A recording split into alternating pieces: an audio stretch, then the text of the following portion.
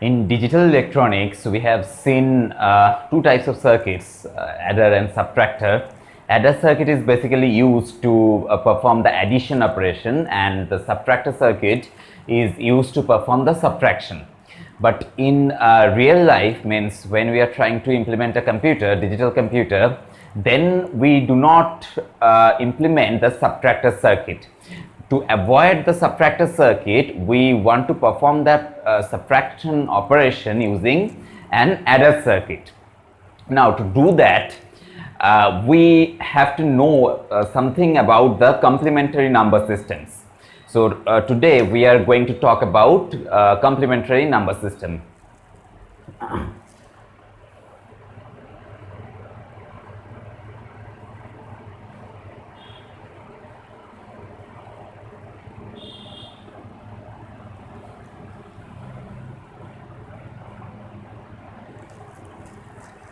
Why we are using it? To avoid the subtractor circuit to be implemented in the motherboard and to reduce the overhead. To reduce that overhead, we have to perform the subtraction using the adder circuit. To do that, we need to know about the complementary number systems. Now, if you are working in a particular number system whose base is B, then we have two types of complements. Let's know about the complements first. Suppose the base of the number system is n, right? Now we have two types of complements. First one is called n minus 1's complement. It is also known as diminished Radix complement, right? Second one is base's complement, that is n's complement. This is also known as Radix complement. So we have these two types of complements. One is base minus 1 complement and another one is base's complement. For example, if you are working in a binary number system, then we have 1's complement and 2's complement. 1's complement is your diminished Radix complement and 2's complement is your Radix complement. Now, to compute the diminished Radix complement, we have to use this formula. Okay, let me, for the sake of discussion, let us consider this one as B. That means I am considering the base as B. Suppose you are trying to find out the complement of a number with n digits. So we have a number with n digits, right? So to compute the diminished Radix complement, we need this formula, b to the power n minus 1 minus x, where x is an n digit number, right? And to compute the Radix complement, we have to use this one, b to the power n minus x, right? So this one is your diminished Radix complement and this one is your Radix complement. Let me give an example, it will be clear then. For example, if you are going to if you are going to find the 1's complement, that is a diminished Radix complement, then what is your base in case of binary? Let me give you an example first. Suppose we are working in binary number system. So we have two types of complements. First one is 1's complement, second one is 2's complement. Now what we have learned earlier, means in school days, that to compute 1's complement, suppose we have a number 10101. To compute the 1's complement, simply inverse those numbers. I mean, if I have 1 here, then put 0. If you have 0 here, then write 1 and so on. So the 1's complement will be this one. It is very simple to compute, but in case of other number systems, this method will not work. So we have to know the actual procedure. So what we have learned, to compute the diminished Radix complement, we need this formula, b to the power n minus 1 minus y or x, whatever. So what is x? X is this number, right? Now if you try to find out the 1's complement, So what is the base here? In case of binary number system, the base is 2. Now how many digits we have? We have 1, 2, 3, 4, 5. 5 digits minus 1, right? Minus x. Now what is this value? This value is nothing but 31, right? Minus x. Now the 31 in binary is nothing but 11111, right? So we have to subtract x from this value. Now let's subtract it. What is our x? 10101. And what is your 2 to the power 5 minus 1? That is 31. That is nothing but 5 ones, right? Now if you perform the subtraction, what we will get? 0 1 0 1 0, right? See, you are getting the same result, but this one is the shortcut method, but the actual procedure is this one. So to compute the diminished radix complement, you have to follow this rule, right? Now to find out the radix complement, we can do this by using this rule, that is if this is your diminished radix complement, then if you add 1 with it, then you will get the radix complement. For example, this is your 1's complement. Now if you add 1 with it, then you will get the diminished radix complement. So the the radix complement. So your radix complement is nothing but 0 1 0 1 1, right? So this is your 2's complement, this is your 1's complement. Now in case of other number systems, how it works, let's analyze.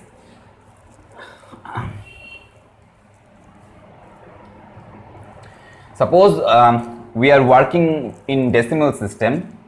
This is the most popular system, right? So in case of decimal system, the base is 10. Suppose you so what are the complements we have? We have the 9's complement, that is your diminished radix complement, and we have the 10's complement, that is nothing but your radix complement. So we have 9's complement and 10's complement. Now to find out the 9's complement, what is the rule we have discussed? That is, suppose the number is 105 base 10, right? Now if you want to find out the 9's complement, what is the rule we have discussed? This is nothing but base, which is, what is your base here? 10, right? And how many digits we have? 3 digits. So base to the power n minus 1 minus x. X means here 105. So what is this value? This is nothing but 999 minus 105, right? So this is nothing but 894. So 9's complement will be 894. Got it? Now what will be the 10's complement? Simply add 1 with it, you will get the 10's one. So 10's complement will be 895. I hope you understood this concept. Now let's analyze the other number systems. Suppose you are working in octal system, then what will be the base? In case of octal system, the base is 8, right? Now what are the complements we have? First one is your diminished radix complement, that is nothing but 7's complement here. So this is 7's, and radix complement is 8's complement. So suppose we want to find the 7's complement of this number, suppose 1 2 3, right, in 8. It is an octal system. So what is the formula we have? 8 to the power 3, right? 3 is the number of digits, 8 is your base, and we have to subtract minus 1 with it, and then we have to subtract the number itself. So 1 2 3, right? Now what is the value here? See, when you are computing this value, you will get 777, right? How I am writing this? Simply try to find out the value of it, that means 8 cube, and subtract minus 1 with it, and then try to convert it into octal. For example, let me give you an example. Suppose if you are dealing with 2 digits, then what will be the formula? 8 square minus 1, right? What will be the value? 63. Now if I convert it to the octal number system, what we will get? Just convert it. See, right, 7 here, So we have 7 and 8, 0, 7. So if you convert this system or this value, you will get 777 here. Now, what will be the value? See, 4, 5, 6, right? So 7's complement is 654, and if you add 1 with it, then you will get 655. Simple. Similarly, if you are dealing in hexadecimal system, then what will be the base? Base equal to 16. If you want to find out the complement of, so what are the complements we have? 15ths and 16ths, right? So if you want to find out the complement of any hexadecimal number, for example, F1 something, F1. So what will be the rule? 16 square minus 1, y square, we have 2 digits here, and 16 is your base. So base to the power n minus 1 minus your hexadecimal digit or hexadecimal value, right? So this value is nothing but FF. How I am writing this? So what will be the value? 16 square means, what is the value of 16 square? It is nothing but 256, right? So 256 minus 1 is 255. Now if you convert it into hexadecimal, you will get FF. Now subtract it. So what will be the result? You will get E here and 0 here, right? So this is your 15th complement. So 0, 0 E, right? So if you add 1 with it, you will get 0 F, right? So for every number system, this rule is valid. It may or may not be octal, hexadecimal, decimal or binary. It can be in any other bases. For example, it can be in base 4. It is possible, right? Base 4 is also a valid system. So in case of base 4, we have 0, 1, 2, 3, these 4 digits, and the base is 4. So if you want to find out the complement, then we have 2 types of complements, 3's complement and 4's complement. This is nothing but your diminished radix complement, and this one is your radix complement. Now if you are trying to find out the diminished radix complement, what is the rule? The base is 4 here. Suppose the number is 210 in base 4. Now how many digits we have? 3, right? So base to the power number of digits minus 1 minus 210, right?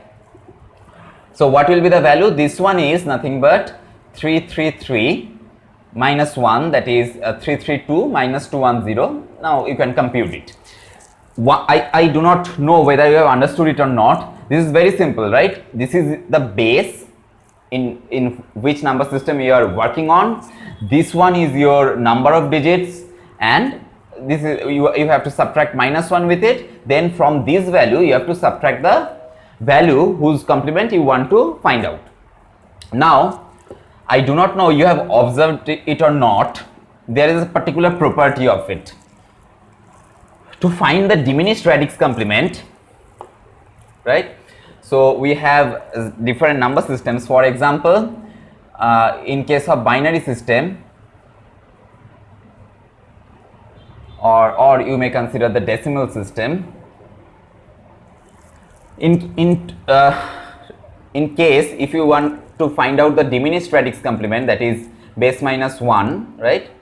Base minus 1's complement, one thing is common. You can find out the diminished radix complement by subtracting every digit of the number from the highest number in that base. I don't know whether you have understood it or not. For example, suppose I am trying to find out the diminished radix complement of the binary number 1101. Now if you subtract this number from the maximum number in the binary, I mean 4-digit maximum number in the binary, what is this?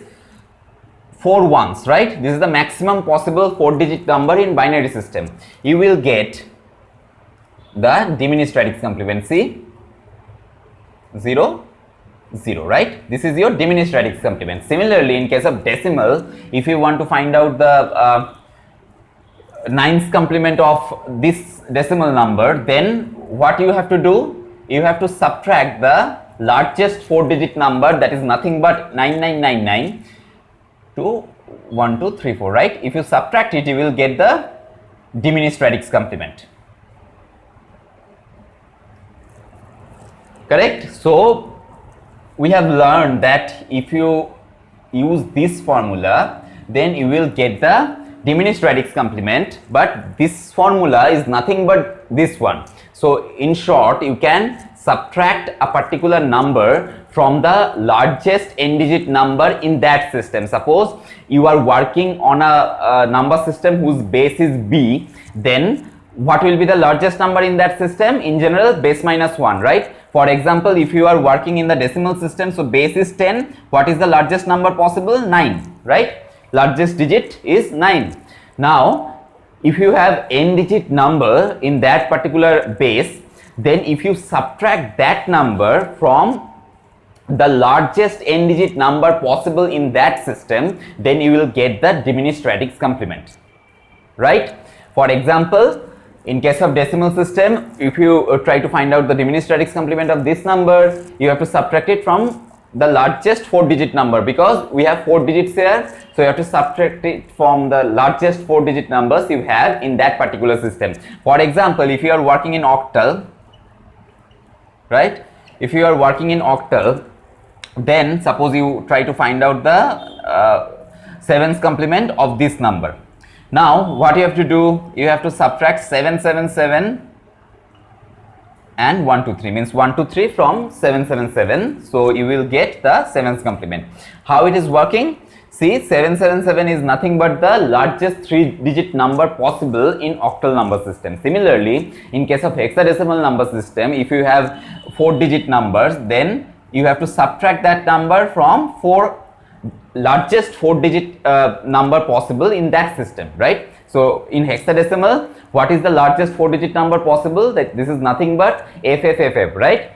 Now if the number is A123, then you have to subtract it, right? You will get the 15's complement then. And let me do it. So what will be the result? See, it will be C, it will be D, right? It will be E, and it will be 5. Now if you add 1 with it, you will get the 16's complement. I hope you have understood it. Now if you wonder that how this thing is coming from this formula to this one, to know about it, this is not in the scope of discussion, but for your knowledge I am just telling it. What is our formula for diminished radix complement? This is nothing but b to the power n minus 1 minus x, where x is an n digit number, b is your base, right? Now to know how that thing is coming, I mean, if you are working in hexadecimal, then we have to subtract it from the FFFF, right? In case of decimal, we have subtracted it from 9999. Now from this formula, how it is coming is, we can expand this value, that is b to the power n minus 1 is something like this, b minus 1. I am talking about how the previous thing that I have explained is working, right? So this is nothing but a geometric series. So b to the power n minus 1 plus b to the power n minus 2 plus b to the power n minus 3 and so on plus 1, right? So this is the geometric series we have. Using this formula, you can find out how it is working. Means, for example, if you have a particular base, suppose 16, right, and we have 3-digit number, then if you find it out, then you will get, if you expand it, then you will get the expression something like this. This is from geometric series analysis. If you do not understand it, please leave it. It is not required for any exam. If you remember this thing, that is enough. To find out the diminished radix complement, you have to subtract that n-digit number from the maximum possible number in that base, and if you add it 1 with it, then you will get the radix complement. Now why we are talking about it, as I have discussed that the subtraction will be easier. I mean, if you use the adder circuit only, then the subtraction will be possible. It is being used from the mechanical computation era. Now still in the digital era we are using it for the beauty of it. That means we can reduce the load of the motherboard to and we can avoid it, we can avoid the subtractor circuit completely, right? We can use only the adder circuit and we can perform the subtraction. Now we have two types of complement we have analyzed, that is radix, diminished radix complement and the radix complement. In the next video we will analyze how we can perform the subtraction using these complements and what is the significance of these complements. I mean, we have discussed two types of complements, then what type of complement is going to be used and what are the advantages and all these things. So I don't know whether you have any doubts or not. If you have any doubts, please rewind the video and please again study the whole topic that I have discussed earlier. I hope you have understood it, right? Okay, so in next video we will analyze how the subtraction can be possible using the adder, only adder circuit, right? Okay.